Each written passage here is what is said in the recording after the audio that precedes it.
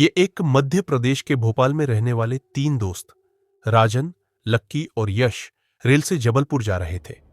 तीनों दोस्त रोमांच के बड्ढे शौकीन थे और जंगली जीवों को देखने का भी उन्हें खूब शौक था। उनकी दोस्ती जितनी गहरी थी, उतने ही गहरे थे उनके झगड़े। लड़ाई झगड़ा इनके लिए आम बात थी और मौत से खेलने का हौसला भी उनमें कम नहीं था।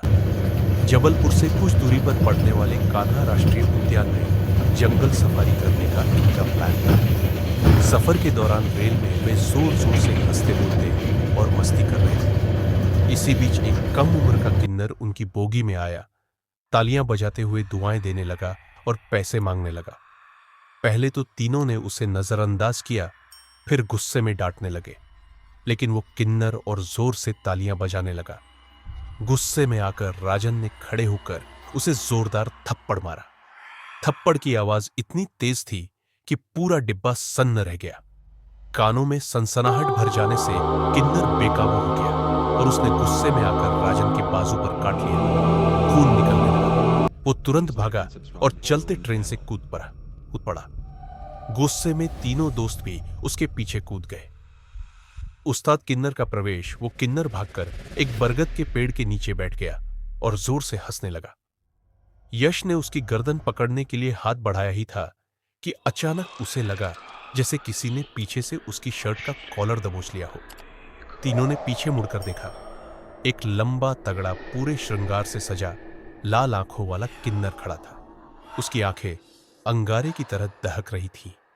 वो भारी आवाज में बोला, मैं उस्ताद हूं। तुमने मेरे चेलों पर हाथ उठाया है। अब तुम तीनों जिंदा वापस नहीं जाओगे। उसी वक्त छोटा किन्नर बोला, उस्ताद, इन लोगों ने मुझे बहुत पीटा। अगर आप नहीं आते तो ये मुझे मार डालते। मौत की शुरुआत लक्की समझ गया कि अगर अभी कुछ नहीं किया गया तो तीनों की लाशें यहां बिखरी मिलेंगी। उसने पास पड़ा नुकीला पत्थर उठाया और उस्ताद के सिर पर दे मारा। खून की धार निकल पड़ी। तीनों ने मिलकर उसे पीटना शुरू कर दी। उस्ताद तड़प रहा था। जमीन पर खून फैल चुका था। उधर छोटा किन्नर भागते हुए चिल्ला रहा था, उस्ताद को मार दिया, जल्दी आओ, मार दो इनको। दूर से किन्नरों की मंडली ढोलक और तालियों के साथ दौड़ती आ रही थी। राजन चिल्लाया, भागो, नहीं तो हम सब यही मर जाएंगे। तीनों जंगल की ओर भागे। जंगल का खौफ रात उतर चुकी थी। जंगल में झींगुरों की आवाजें, दूर से जानवरों की गुर्राहट और हवा की सनसनाहट सब कुछ और खतरनाक बना रहे थे। तीनों भागते भागते हांफ चुके थे। तभी अचानक बरगद के पेड़ से लटकता हुआ उस्ताद किन्नर का खून से लथपथ साया दिखाई दिया।